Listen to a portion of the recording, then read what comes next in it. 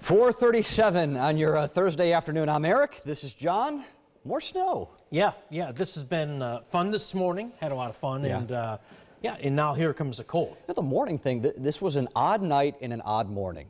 The snow breaking up a little bit through the night. And I was following it because I do check the radar and all the apps just to make sure I'm making the right decisions in the morning where I want to go and shoot. And I could see it was breaking up more so than anyone really had figured it would. Well, we started talking a little bit about it at 11, and I'm driving home. It's about midnight, and I'm at home and looking at the radar, and you're seeing, this is getting eaten away by some drier air, and it never really came back. So we got into a morning that was largely not that bad to be driving around, which is great. Yeah, it was just wet. It was a lot of this everywhere. It was a lot. I was all over the place today, and it was all wet roads. I couldn't even say they were icy or slushy or any of that, which was good. Yeah, places like Mount Morris got more than 4 inches of snow, but that was really about it. Most everybody else was an inch, 2 inches. Lakeshore had even less than that. So you kind of dodged this one in the morning, but this is round number 2. Now, as you note on all of this, the roadways are not snow covered.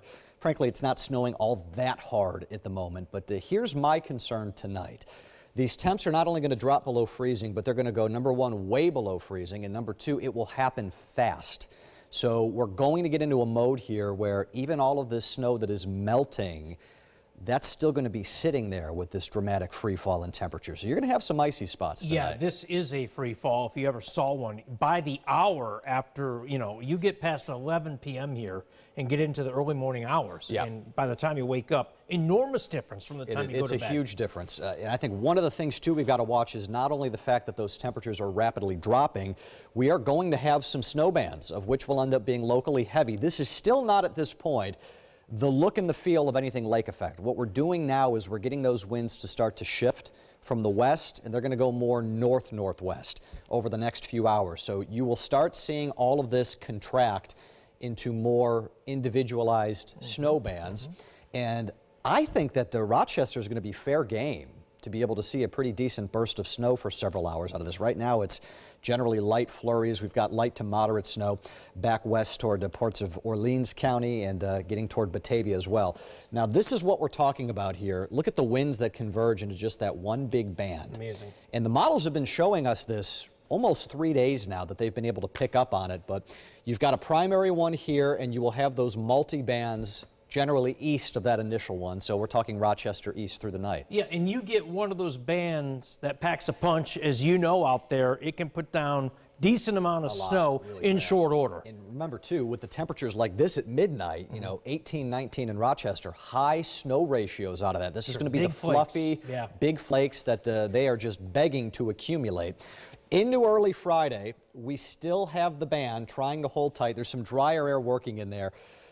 We've done this enough to know that when models think lake effect shuts off, what does it do? It hangs on a little bit longer. So I would imagine even into the first half of Friday, we're still going to have some of this, but eventually that ideal wind flow will start to break down, and that'll be the end of that. Snowfall accumulations from this point forward into Friday.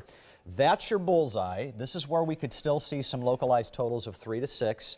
Somebody sneaks in maybe with more than that, but you go south of Rochester, you go west of Rochester, much lower amounts, and for those folks, this is certainly not that big of a deal moving forward. No, and look, it's quite seasonal for this time of year. I keep thinking back to 5 years ago right now when we were setting records in the region. CBS Evening News was up here doing broadcasts live to talk about it, including one at Letchworth from the ice volcano that we notified them on, by the way. And that's not the case this year. We're not setting these crazy cold records for the extended period of February. No, and if you were, let's pretend we were dealing with that ice cold and we had more ice that was out there on Lake Ontario, you wouldn't be even seeing this. No. The lake effect snow capability exists now because of how warm it has been through most of the winter. Speaking of, if you want your Arctic air, we can give you some of that.